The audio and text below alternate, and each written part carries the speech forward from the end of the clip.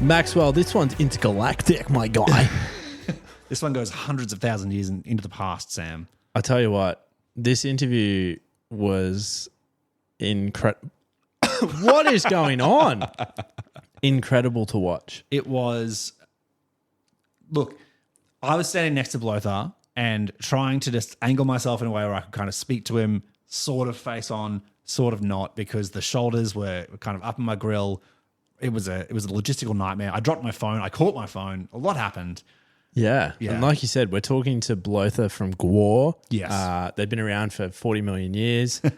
Highlight of my day, Kelsey, our videographer, had never heard of Gwar, never seen them. Yep. And if you've never seen Gwar, it's quite a graphic experience. They intergalactic monsters that, you know, are bloody.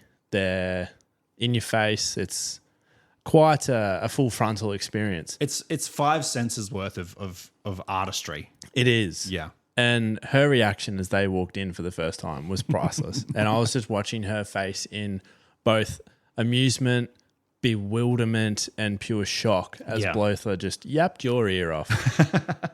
I think we talk a little bit about sort of, obviously, they're a band that have been around for over 40 years now, I think, and kind of what the developments they've seen in the metal world in that time. And also, most interestingly, I think for me, was what did Gwar do when they're just kicking back, when it's between albums, when they're relaxing? What does downtime look like for Blöthar? And so, yeah, I think this time we go over. I'll throw to you, Maxwell. It's an interview so good you can smell it through the phone. Take it away, champion. We are joined backstage by the band, I think, that have the most raw sex appeal. It's Gwar, Blöthar the Berserker. How you doing? I would agree with that. Raw sex appeal. Real raw. We'd like to start the show each week by finding out what you're listening to. So what have you been spinning in your playlists lately? God, what have I been splitting? Well, I mean, lately, honestly, I've been listening to Watain. I know they're not new, but they are just so committed to stupidity that I love them. I love Watain. That's actually literally what I was listening to, I don't know, 2 hours ago. It doesn't matter when, how old they are. It can be whatever you're I love into. it. They sound great, and they're just so ridiculous.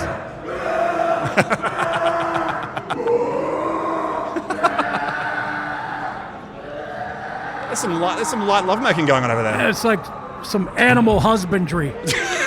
That's what that sounds like. Do they have that word here, animal husbandry? They sure do. Don't worry. Yeah. They've made plenty of animals that way over here. This is a showgrounds. I'm sure they have like competitions for the best. Oh, pig. they're showing the bulls down there. Yeah. I could stand with the bulls. I think there'd be some. I think you could get a good prize for this. Yeah. Look, the band, it's been around in one form or another for hundreds of thousands of years, but, we've obviously known about you for about the last 40 or so, and right. Return of Gwar is your 18th, full-length release. That's right. As a band that's been making very poignant, subtle, thoughtful points about society, but also about metal for that long, what's probably the most pronounced change you've seen in the metal scene in that time? Well, like most old people, I think everything sucks now. No, I mean, the truth of the matter is that it's definitely gotten a lot more. The pop that has come into metal has really changed things. Right. Unfortunately, it's like they all listen to the same pop record. There's lots of pop music, guys. A lot of it. And some of it's not ethereal bullshit. But hey, that's metal. Metal is... it's really taken a big turn. I mean, its melody is king. Yeah. And all of a sudden, stuff that I don't know, I feel like maybe you'd call it pop music before is metal. But that's okay. Gwar, we're hoping to bring the ugly back. We want to bring the ugly back to heavy metal. Does that mean, in terms of modern artists and producers that you would want to collaborate with, has there been anyone that you that's jumped out from the newer crop of metal? In the newer crop. Ew. Look at that newer crop of metal. Hey, I like Lorna Shore. I'm going to be honest with you. That fella, boy, he sure does know how to sing, and in a very original way. I mean, he don't sound like nobody else sounds like him. It's amazing. And then his hair is his hair is like, I guess that's not a big deal how he looks. He's not the prettiest thing in the world, but he sure can sing. And the guitar player really knows how to dress. I mean, the other one, the one on the, not the one that looks like he's in a metal band, the one that looks like he's in a doo-wop band from the 50s. Yeah, they're great. Plus their name, Lorna Shore. What does that mean? I don't know, but I like it because it sounds like somebody is getting torn to shreds, and then all of a sudden it's they're torn to shreds again. There's a Gwar Shore crossover coming? Yeah, a Lorna Shore. I would tour with Lorna Shore, but I don't know if they, Gwar. We have to choose our friends wisely. Not everybody wants to go up there and wade through 3 inches of blood to play their music.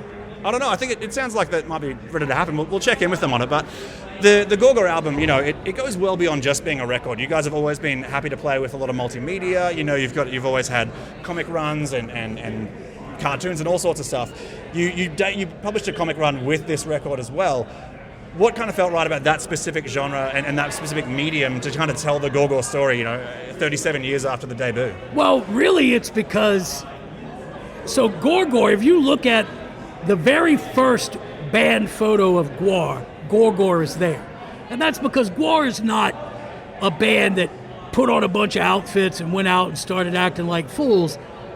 We put on the outfits, then formed the band, right? This was already happening. Yeah, this was already happening. This was going to happen one way or the other. But I mean, the truth of the matter is also that the very first time Gwar ever performed publicly was at a comic book convention at Dragon Con in 1985. Gwar has always been made up of comic book artists. That's who we are. I write comic books.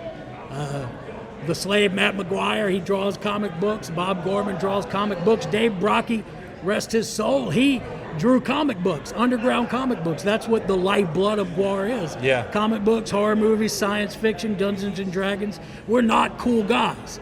We are not cool. Do you hear me? We're not swinging dicks with Slayer backstage. What we're doing is rolling dice and getting left behind by girls. Nobody wants to talk to us. Look at us. We're morbidly obese, and we have acne. Hey, I reckon you'd be making quite the impression at any Comic-Con. I reckon you'd have a lineup around the block. Oh, yeah. The sniveling, acne-ridden nerds really love Gwar. And I'll tell you what, that's the coolest people to be into. Oh, shit. Oh. Hey! Oh, he touched my wiener. I don't know if these are wieners or not.